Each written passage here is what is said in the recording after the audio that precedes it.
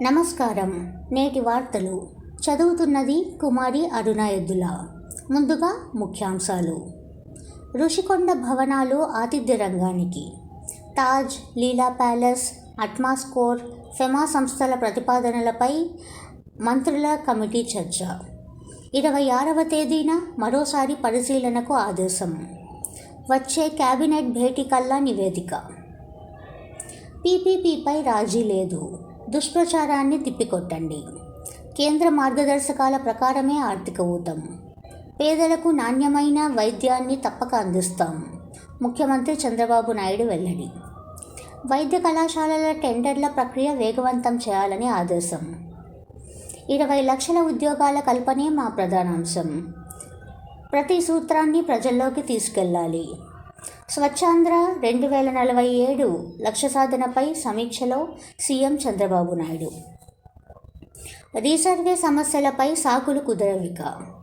పరిష్కారంపై revenue శాఖ ప్రత్యేక దృష్టి. పొలం కొలతల్లో తేడాలు చక్కదిద్దాల్సిందే. సమస్యలు పరిష్కారాలపై తాజాగా మార్గదర్శకాలు. గ్రామ, మండల సర్వేయర్, తహసీల్దార్లకు శిక్షణ.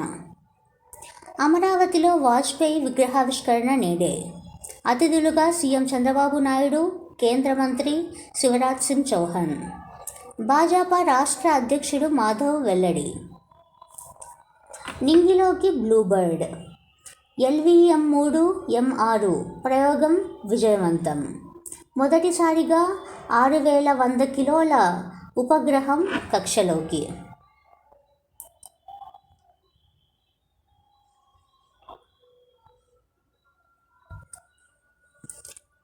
ORR భూసేకరణకు 4 జిల్లాల్లో గెజెట్. ఏలూరు, పల్నాడు జిల్లాల్లో అభ్యంతరాల స్వీకరణ. వచ్చే వారం నుండి కృష్ణా, గుంటూరు జిల్లాల్లోనూ అభ్యంతరాల స్వీకరణ మొదలు.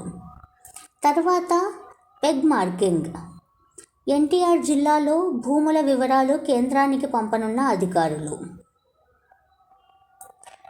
సెకీ లేఖల ఆంతర్యమేమిటి? నెట్వర్క్ సిద్ధం చేస్తానని ఏడాదైనా అతిగతి లేదు.